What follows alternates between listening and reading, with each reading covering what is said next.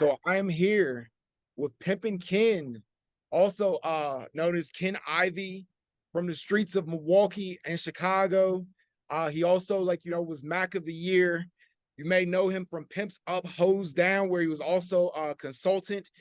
And you may have seen him, or heard him on, several songs such as Too Short, Chase the Cat, Little John and the East Side Boys, Kings of Crunk, Little Flip, Still Ballin', Mac 10's The Hood, and 50 Cent's PIMP. How you doing today? Man, I'm doing well, man. It's good. It's good to be. Somebody say, "How you living?" I like to say, "How you dying?" Because we dying every day. I think I'm dying pretty well. Life is good, and I'm aging well. I'm taking care of myself. Don't have no health issues. Have one of the biggest companies in hip hop. The hip hop fraternity. A very extensive organization. You know, uh, about to bring the Boosie movie out, which I'm the executive producer of that. About to bring Ice-T movie out, where I'm the executive producer of that. I also was fortunate enough to be able to put the Boosie book out, be the literary agent through the hip hop fraternity on that and the Ice-T book. And we did Corey Wise also from the Central Park Five. So, working on a deal with Lake Jack Harlow, Lake's manager. Lake's Jack Harlow's manager. So, if you would take me back to winning the Pimp of the Year to nowadays, you see I made an extensive transition and I reinvented myself on numerous occasions. As you talk about all the albums that I was on. And I think that's what life is all about, is reinventing yourself. And I always tell young people that your gift will take you where your character can't go. You know, you can take the man out the ghetto, but you can't take the ghetto out of the man. You take people like Lil Wayne. He was a billionaire. He had Carter 3, ended up in Rikers Island. You know what I'm saying? Suge Knight was sitting on a $300 million empire. You know what I'm saying? Now he's in L.A. County, Los Angeles Correctional System. So, your gift will take you where your character can't go. In order to become somebody successful, your character got to match your gift. Your character have to match your gift. You have to develop charisma. You got to develop wisdom. A lot of people say, the strong, you know, control the weak, but nobody never say that the wise control the weak, the strong. In the case, example, what I'm saying is that, some of the strongest people in the world and most strategic people in the world is the United States military and Navy, but they're controlled by old weak men in Washington, D.C., your senators and your congressman and your president, Joe Biden, 80 years old, but he's the most notorious killer on earth. The CIA killed many of people on a daily basis in the name of the CIA, in the name of the United States. But the point that I was trying to make is not that I'm being anti-government. The point that I'm trying to make is that these men are wise and they control all of the men that are strong. You know what I'm saying? So any military general is controlled by old men in Washington. So if we take it out of the context of Washington, we deal in life. You can have a bunch of people running around here with guns and stuff like that. But if you got wisdom, you can control that narrative. You know what I'm saying? Me through wisdom. Because wisdom wise the dumb. How has it been on your journey, controlling the narrative?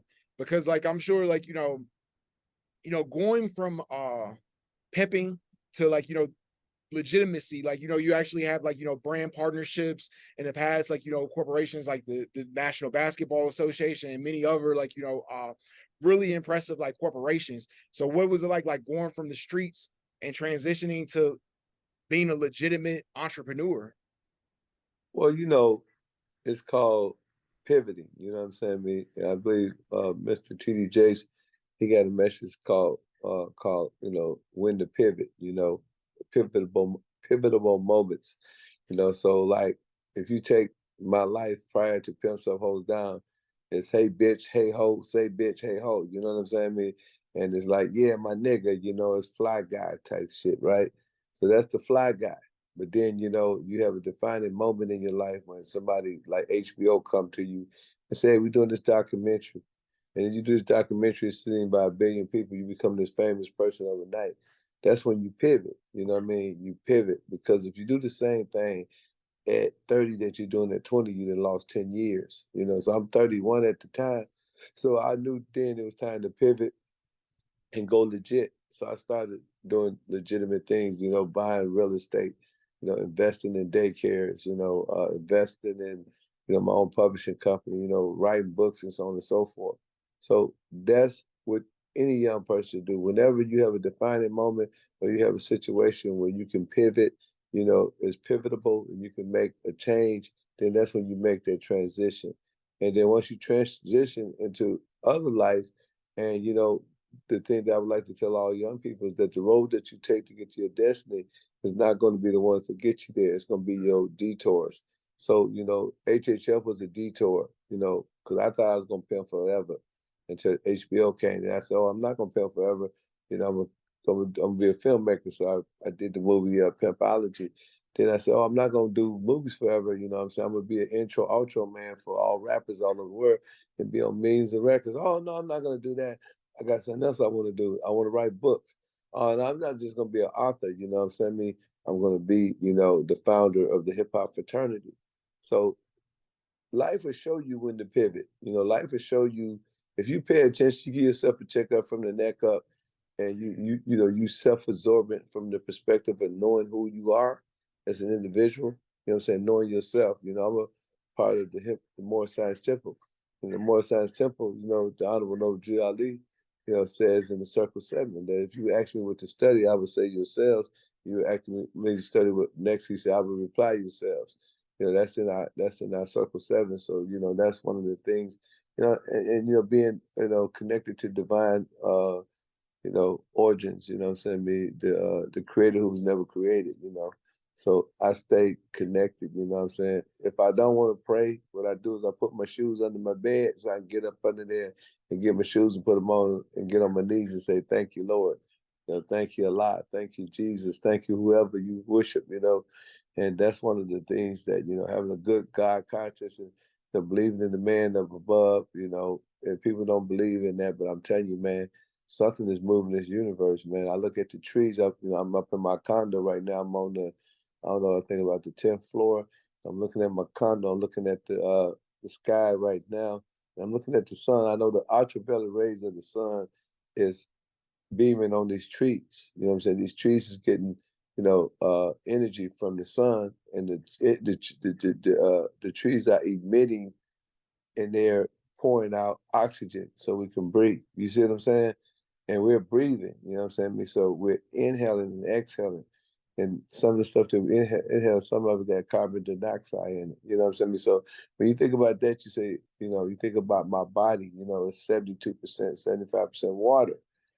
I got faucets over there, so I drink that faucet, but that faucet is being irrigated through some type of water irrigation system that's somewhere in the city that's fueling and taking care of all of our needs in terms of water, but that water is going into our body.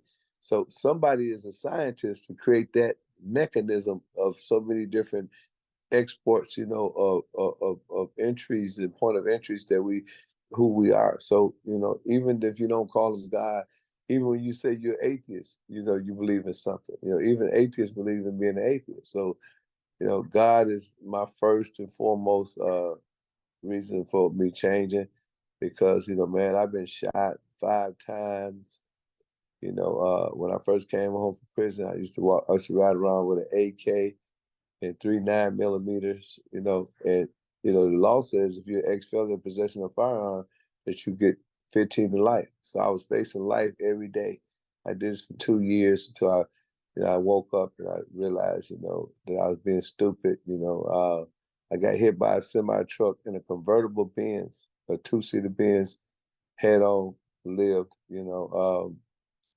My mama said when I was a child, uh, I had diarrhea so bad that I almost died from dehydration.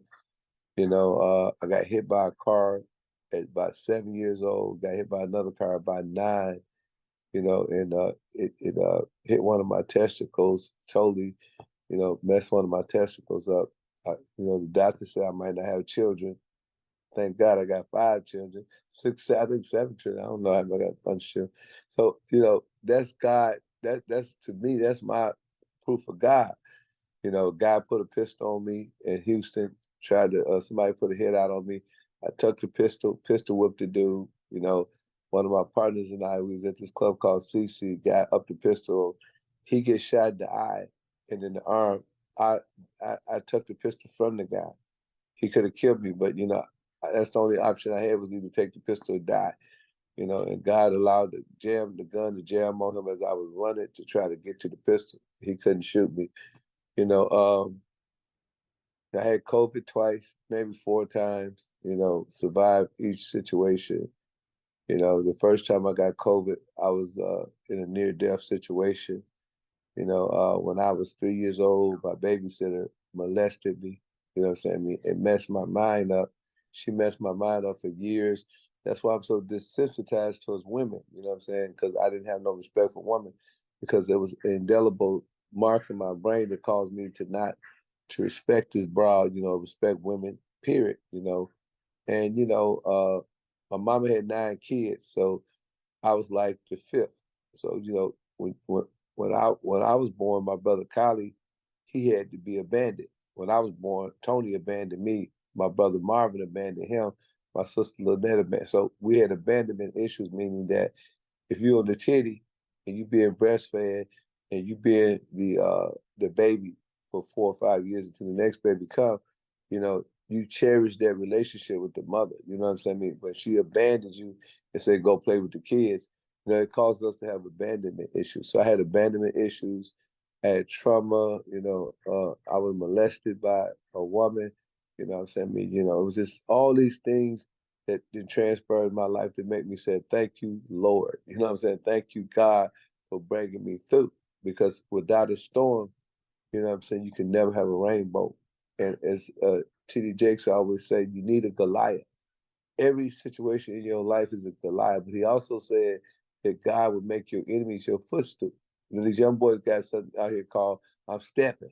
So, well, would God say in Psalms 23 that he would make your enemy, it means he's going to let you put your feet on your enemy. You're going to be stepping on your enemy. This is real. So, you know what I mean? And I witnessed that. I witnessed, success being the best revenge. I witnessed God bringing me through so many different traumatic situations and put me in such a positive situation. So, man, it's just God, bro. Man, that's beautiful to hear. I like, I've seen the power of God in my own life. I know how he can bring you through situations. You know, you've been in like, some especially tough times. You like kind of remarked on it before, like, getting out of prison, that's like hard for anyone, like, when they get out, like, usually people don't have like, like a lot of money, like necessarily saved up and they're starting from nothing. Like, what is it like, coming out, like, and starting from nothing? Man, let me tell you a crazy thing. So, okay, I'm in the feds for bank robbery, and I had did a bank robbery for the state. So the state and the feds gave me 7 years running together concurrent. So you know what I mean? But the state have to come and get you once you get out the feds. So as soon as I got my MR, mandatory release date, the feds just sent me to Shelby County Jail. That was in Memphis, Tennessee. And I had to stay there for about 3 days because we was waiting on the state. So the state declined to expedite me, bring me to Wisconsin. So man, I had no money. All they gave me was they didn't give me nothing. They gave me some jail clothes and told me to get out. I have a penny. I called my mama and my family and they sent me a Greyhound bus ticket, So I got on the Greyhound and I'm sitting there on the Greyhound. I'm saying, what is I'm going to do? I'm dead ass broke. I'm like, I have no money and nothing. I don't have no girl. I have nothing. I'm just out. And so one of my partners, he was hustling. So the only way I can get out is to get a pack from him. So he had to bring me back into the game. And man, I ain't know nothing about selling no drugs like that. And I gave somebody some drugs that was a crackhead. You know what I'm saying? You know how that worked. So they end up smoking up all the drugs. Now I owe this guy some money. Now I'm in a worse situation. I'm in a worse situation. So, you know, I finally got me a job, and I don't know. Back then they had CDs, so I would buy CDs from the guy that had CDs and resell them, and that's how, I was able to survive on parole. You know what I'm saying? And then eventually, what I'm saying, I just got into the game. You know what I mean? And start, going back, to my old ways. And that's why you got a high rate of recidivism rate. That's why so many young men go to jail because you don't have no job, don't nobody want to hire you, you're ex-convict, especially me, I had so many felonies, and then, that didn't work too well for me. I tried selling drugs. That didn't work too well because I was too scared. There was too many people we had to deal with. I had to deal with all the fiends. They had to deal with the guy that I'm getting the work from. I said, somebody gonna tell on me. I'm going back to jail. So I just quit cold turkey on that. And then I got this young lady who was a dancer, and then I got into that lifestyle. And then I eventually became pimp of the year, and I did that for many, many, many years. And I did it well, And people say, "Why was you such a good pimp?" I said, "Because I couldn't take no chances." I said, "It's ing, man. I'm not going to send the girl." You know what I'm saying? So what I'm saying, it was all about sending, and I mastered that, and at some point in time, conviction does set in. I come from a mother who was a Christian woman. I have sisters, you know what I'm saying? I had a daughter after, I've been out for about a year. I finally had my first child. Well, actually, I thought it was about 4 years. I had my first child at 30. So then I started feeling, different, and gradually and slowly, I developed, a consciousness, to try to do something different, But coming out of jail is really difficult, man. And that's why a lot of us end up going back. I ain't been back in 32 years, thank the grace of God. But Man, you know, congratulations. Yeah. it was difficult, man. And like I said, the first pack that I got, somebody smoked it up. I ain't gonna tell who smoked it up because if I told who smoked it up, they're gonna like, not in a million years. But it was definitely a family member. And I thought I was Marlon Brandon. I thought I was the Godfather. So I got all these brothers. I think I'm gonna come home. We gonna sew up the city. We gonna do this. And of course, I had a rude awakening. I said, man, my brothers they nowhere near close to the Italians. You know what I'm saying? So we end up, end up doing the others thing, and but I say to young men that when you reintegrating back in society, first thing you do is just find you a church or a mosque, and get connected with your brothers and sisters in the mosque or in the church, and try to figure it out, man. And join some community programs, because there are a lot of programs out there that the government won't tell you about, that people do it out of passion, and that's one of the ways people can look at, making that transition back into society. Everybody ain't gonna be as lucky as Pimpin Ken to become a super duper celebrity and, write books and, build major organizations and sign Boosie and sign Ice T, I mean, I know my life is exceptional. I know a lot of people, when they Google me, they Google my net worth, they'd be like, wow, I know you was worth that, but you know, because I act normal. You know what I'm saying? I act normal. I don't be out there, splurging and shit. I bought all the Rolls Royces and jewelry when I was young, but now, I just want to help young people out. I'm a philanthropist, so I just try to give these young people opportunity, let them perform for free. I let them come to my facility for free. I feed them for free, and I spent a lot of money doing this, and people think I'm crazy, but I get, I get, I get I get benefits on a whole nother level. Like all of my staff, I have over 100 executives, and they all volunteers. That's $1 million staff. You know what I'm saying? My lawyer is volunteer. Everybody helps me out because I help everybody out. And people say, how can you do it? It's amazing. Oh, that's that pimp shit. No, it's not pimping. You know what I mean? It's not pimping. I keep telling people, it's the art of giving. You know, when you give, you get. It's in the universe. It's the synergy that you put out. It's the energy that you disperse into the ethers that will cause you to get the things that I've given. Of course, you know, I did the award show. You know what I'm saying? Me, plush environment, plush event. 7 celebrities came to our event. I didn't pay neither one of them. Over 25 celebrities go on my Instagram, gave us shout outs and said that they accepted their awards. I didn't give them no money. So my thing is that, but I give to my young people. You know, I teach them every Monday uh, business. I teach them life principles. And because of that, God blesses me on multiple levels. How many people can say they got an attorney that's the official attorney who says it on all platforms, all kind of news stations that I'm the legal counsel for the hip hop fraternity, but not any. And I'm talking about Tiffany Simmons because the sister is a good sister, man, and she loved the concept of the hip hop fraternity. She loved the fact of Black unity, or I call it Moorish unity. You know what I'm saying? And you know, that's we got 2 attorneys. The other attorney, you know, he don't want us to mention his name, but you know, if you come and do something to us, he you know his name quick. You know, and then I was fortunate enough to secure the name, the hip hop fraternity, the trademark, you know, and that was rare, you know. So I give all credit to God for that too, because man, I don't know if you know how these people work, man, but like even your podcast, you better make sure you got a trademark on it. Right. Because what these people do, they go and they purchase these trademarks. They Italians and Jews and blacks and all kind of motherfuckers. You know, they purchase your shit.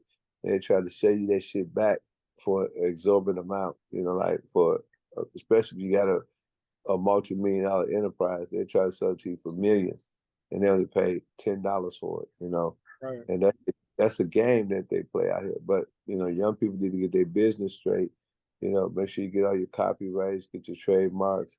You know, in my case, get your ASCAP, your BMI, you know, your CSACs and all that stuff, and you know, own it so you can do the NFTs, the non-fungible tokens, and the NFCs, near field communication tags. You know, all this stuff is important when you're talking about being a multi-millionaire. Right. You know, because you know, uh, it's some shrewd sharks. You know, if you're fortunate enough to make it through the ocean, you still got to get up out the ocean and come to land and deal with the jungle, with the lions. You know what I'm saying? And the other, you know, notorious, the hyenas, the notorious animals in the jungle.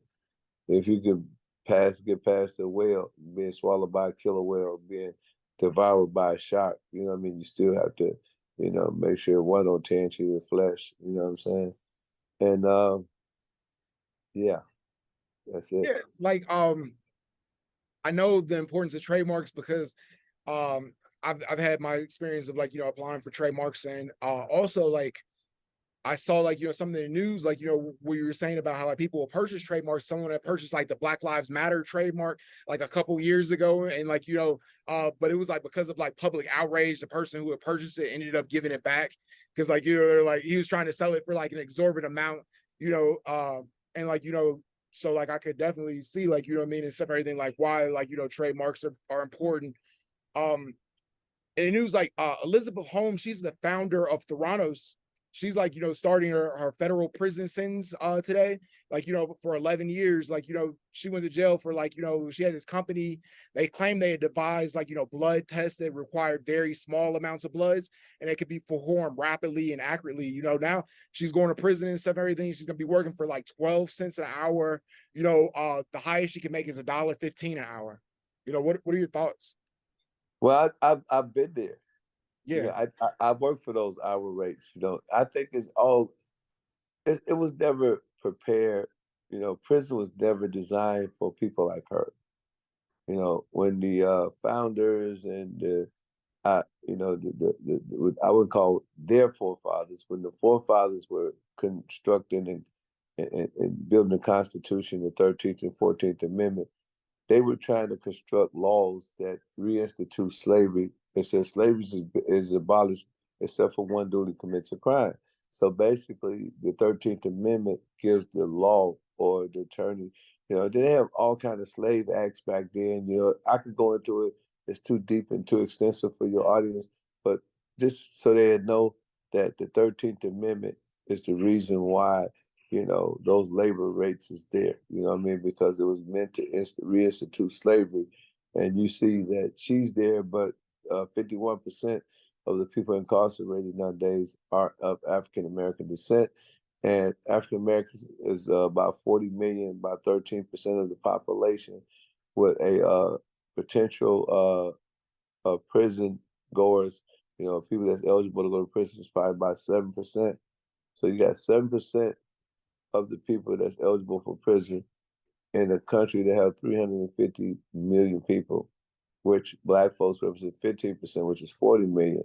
So 7% of that 40 million is eligible to go to prison. And the prison system is comprised of two different groups, you know, one predominantly white and one predominantly black and brown and yellow. Uh, in that second group, was predominantly black, brown, and yellow, African Americans comprise 51% of the prison system.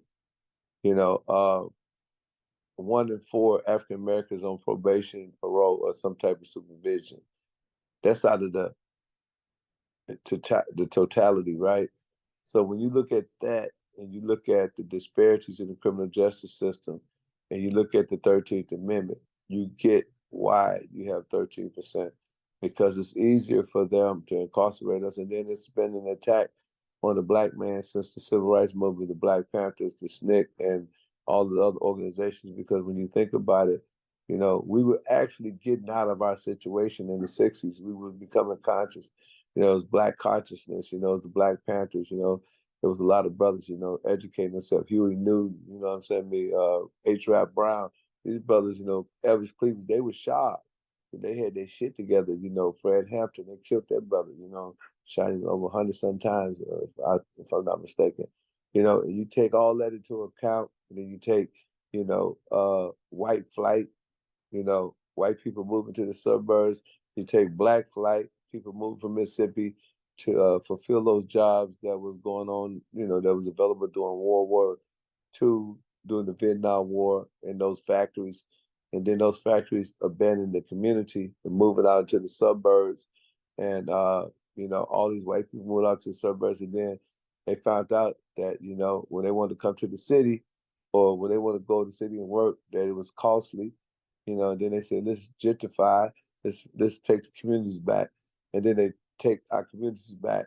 And then, you know, you get the black woman, you know what I'm saying, I mean, who's a beautiful queen, you know, who's, you know, God's gift to mankind, who is the original woman. And they had that in Time magazine. They had the black woman in the early 70s as the original woman. So they all know that she's the original woman. And then they pit her against us. They tell her, look, I'm gonna give you welfare, but your boyfriend can't stay there, or you lose your services, you know, you lose your benefits, you know. And so now the black woman tell the black man, even though they got 3 kids, you can't stay here. My social worker coming, you got to go. You know, then they put them in project Section 8 homes, and you know, then you got black men who can't be with their woman, can't be with their children, start using drugs, you know, and it's a counterinsurgency drugs. You know, counterinsurgency means that they don't want them to revolt. So they put heroin, you know, which slow us down. You know, then after the heroin, they put cocaine, which turn us into zombies. And next thing you know, you got young African American men who have not been affected by, you know, life's problems, you know, yet. You know what I'm saying? I mean, they feel that it's okay to sell the drugs, you know, because they're young and they can take the proceeds from the drugs and buy nice cars and nice houses and jewelry and stuff. And they can, at the expense of their own uncles, at the expense of their own neighborhood, their own neighbors and stuff that they grew up telling them, boy, pull your pants up. Now they serving these people drugs. And then you create laws, you know what I'm saying? I mean, you got laws, you know, the sentencing enhancement laws, then you got the gun law, and everybody got drugs, need guns. Then when you got guns, you know, is a neutralizer, it's the great neutralizer. If you 6'8", 300 pounds, then I know I got this gun, I can neutralize you. and then the neutralization of the enemy becomes, reciprocal. The same thing happened with the Italians. The Italians killed each other during the gangster. Remember the gangster Al Capone and all them? We did the same thing. Only thing between the Italians and us that they had the right complexion for the connection, and they went into construction. They went into unions. They went into casinos, and they were able to, get themselves out of their situation and come to a conclusion. But we already got a thing, if you black, get back. So now all these young men, in this separation of woman, the black woman want to be, the black queen want to be a part of the white woman liberation. And she think white woman liberation means she put on a bow tie or she put on a tie and she act like a man. But you got to remember Susan B. Anthony, all of them, they had husbands, and they were, wives of these white men. They just wanted to be inclusive. You know what I'm saying? But the black woman thought that being a woman liberation person or being part of the liberation movement mean that you had to abandon your man. And the government helped foster that mentality by telling them that the father could live in the house. And the same child that you deprived of that father is the same child is in the pipeline from school to prison. So you deprive your child relationship with the dad. Now the son is in the same situation the dad is, and all of the young girls that were produced during that era, they doing the same thing, but on steroids. Jerry Springer, Oprah Winfrey, all these shows help foster that mentality that the black woman don't need the black man, that the black man ain't shit. Every time a black man uh, get on the news, he handcuffed or, he's being charged with murder. But when a black man graduated from Harvard, with, what they call it, cum laude, or whatever it is, the highest thing, that he's not praised. When a black man open up a new business, he's not praised. That don't make the news. So the only narrative that the black woman have is that the black man ain't shit. And then you see all these stories with Tyler Perry and all of Hollywood. They got black women loving on white men. Man, I've been around a long time. Black women ain't never loved on no white man. You know what I'm saying? I mean, white men don't have the charisma and the rhythm of the black man. Ain't no white man, rarely that's gonna bang a sister like a black brother gonna bang her. You know what I'm saying? Because he got rhythm. You understand me? And some niggas, when they having sex, they think, they playing basketball. They think that they moving and grooving. They want the sisters like, yeah. It's like dancing. We weird people, man. We are rhythmatic people. So white man ain't got no rhythm. You know what I'm saying? Me and how it goes. You know what I'm saying? Women don't want nobody they can punk. White dudes, black women punk them. Some of them will beat their ass, but most white dudes are punks to women. You know what I'm saying? And so a sister naturally is drama. You know what I'm saying? But she's naturally aggressive. So a lot of times, that become boring. Because once you allow a woman to disrespect you, it's hard to get that line to go back to the level of respect. Once you cross over that, she's always gonna be disrespectful, and you're gonna always either be in a traumatic situation or you're gonna always be in a combative situation where you're combating with your own woman. And that's why a lot of people get divorced because some women, at some juncture, they lose that that respect in the relationship. And then, once they say fuck you nigga, then it's fuck you nigga, you bitch ass nigga. It's fuck you nigga, bitch ass nigga. They get the fuck out of my house. It intensifies, you know what I'm saying? And then, it just get worse, but it's bad because the incarceration rate and the lady that you're talking about got incarcerated was so bad is that even though she's being uh, inoculated into the system, it has nothing to do with the real purpose since of the forefathers of this country. The reason why, penitentiaries and the laws were created. It was created to perpetuate slavery. And so just in case somebody listen to this and they want to pose the argument, I'd say those who want to argue with the point that I'm trying to make, excuse me, tell them to go back to 1974 and look at how many people was in prison. There was 200 some thousand people in prison in 1974. And then they look at 2023, it's almost 3 million people in prison. So, you know what I'm saying? I mean, what happened, you know, during the 80s when drugs came into our community, when the gun laws, when sentencing Henderson laws, you know, the I bill in 1994, uh, Bill Clinton, the so-called first black president, you know, who locked up more black people than any, you know, president in the history of the world. You know, Donald Trump was letting niggas out. He let uh, Lil Wayne out, Kodak Black out. He tried to let Big Meech out. He tried to let Jimmy Hinchman out. You know, he was just giving pardons. But Clinton was locking a lot of people up. You know, you know, and that's what it's all about, brother. You know what I'm saying? I mean, it's about mass incarceration. You know, I just gave them a timeline and I took them back into history because I want them to know if you don't know what was, you never know what is. And if I just spoke on it, they would think that I'm just being loquacious or I'm just speaking. You know what I'm saying? No, I'm basically giving you some facts. You know, and I can go deeper, but you know, that's for another conversation.